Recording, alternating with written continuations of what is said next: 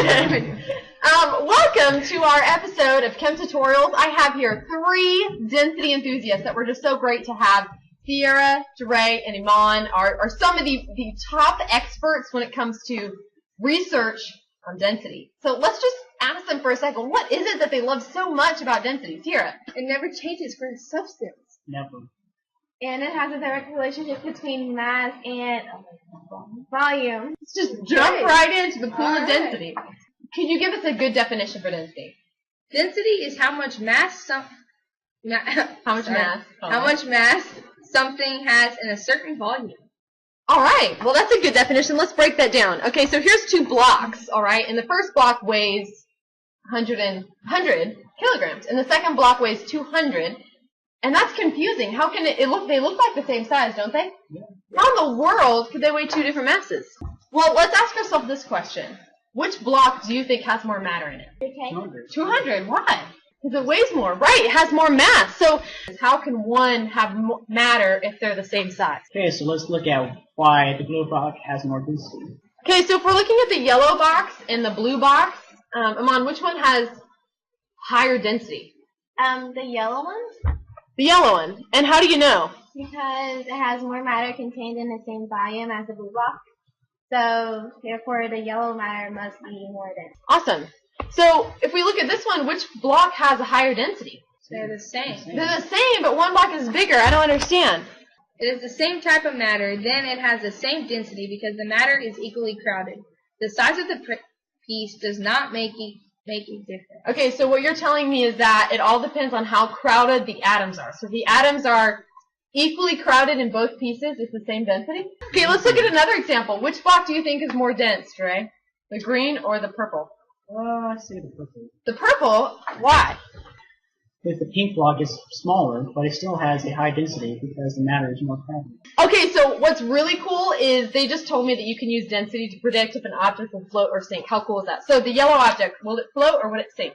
Sink. It is going to sink because we look at the yellow atoms, they are more packed. They're crowdeder than the blue dots. And the blue dots, they're further apart, which means they're less dense. Things that are more dense have a tendency to always sink.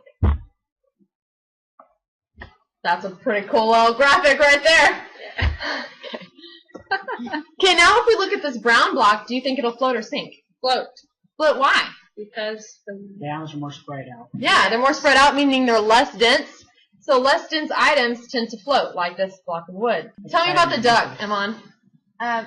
Duck is less dense than water, so it floats. So what does that mean about the duck's atoms? Are they more crowded or less crowded than water's? They're less. Yeah. And this anchor hitting the man under the water, which is a fictional character, by the way. The anchor is more dense than water, so it sinks. Good. So that means the atoms of the anchor are actually closer together. Yes. I found this absolutely amazing. Balloons can fly in the air using principles of density. Oh my god. Whoa. Right? Okay, so this is what it looks like underneath. There's fire that heats up the air. Stop just for a second and think about what is going to happen to the particles of air when heat gets added to it. When anything gets hot, including gases, its density will change because if you add energy to particles, they move faster and they spread more apart. So if you add energy to a substance, are you going to make the substance more dense or less dense? less dense. Okay, why? You add energy, the particles move further apart. Yeah. Okay, so how can you figure out if the density of an object? Well, there's a mathematical formula that you use, and it uses mass and volume. So in order to find out the density of an object, you have to know its mass and you have to know its volume. Here's the formula for calculating density. If mass is measured in grams and volume is measured in centimeters cubed, by the way, it's also measured in milliliters. Centimeters cubed and milliliters, exact same unit. So what do you do? The unit for density is grams per centimeter cubed or grams per milliliter. Okay, so I'm going to work through a couple density problems with you to make sure that you feel comfortable in calculating density issues. Let's start with the easy one. The first step is to find all your givens and then to label them, whatever they are. So 52 grams is, I know it says grams, it's mass. So I just labeled it mass. You don't have to label the whole word. You can just label M if you want to. Now this says my volume is 65 milliliters. So that's my volume. I just label it V. So mass and volume have been labeled. So those two are my givens. And then this is what I'm looking for. That's my density. So when I'm writing the formula to answer this, I need to make sure I say density equals, because you always want to put what you're looking for on the left of the equal sign. Okay? So if we're looking for density, then I write D. And then here's my formula, mass over volume. So all you do is you plug the numbers into the equation and then solve it. So mass goes on the top. And you have to make sure grams are on the top and milliliters are on the bottom, because grams is mass, milliliters is volume. All you do is plug that into the calculator. So when you put it in the calculator, you get 0.8 grams per milliliter. And what's really important is that you know that your units are going to be grams per milliliter, and that's the units for density. So there's your answer. Now let's do a little bit more of a complicated problem. Okay, in this problem, the first thing you do is always label your givens. So 32 grams is my mass, so I label it M. Grams means mass. Hey, Mom. Hey, I'm in the middle of recording a video. You should say hi to my students. Say hi. Hi, chemistry student. This I'm going to label as 4 grams per centimeters cubed, because grams per centimeters cubed is my unit for density. So I label it D for density, okay? Now that I've labeled, I'm going to find out what I'm looking for. It's asking me for volume, which I didn't write. So volume is what I am looking for, okay? So I write my formula, D equals M over V. V is what I'm looking for, and whatever you're looking for has to be on this side of the equal sign. So what I need is a formula that looks like this, a formula just for volume. We need to rearrange this formula algebraically to get the formula for volume. If you want volume on this side, we first need to get it crossed out of this side. So I multiply this side times V so it cancels out, and then I multiply this side times V. Okay, so what I end up with is V times density equals mass. Now that's not exactly what I want. I need the density on the other side. So I divide by D so it cancels out, and then I'll do the same to the other side. So this is my new rearranged equation. Volume equals mass divided by density. Now that I have my formula, I just have to plug it in. Volume equals, what's mass? 32 grams. What's density? 4 grams per centimeter cubed. The grams will cancel out. So when we put this in the calculator, your answer is 8 centimeters cubed. So there's your volume.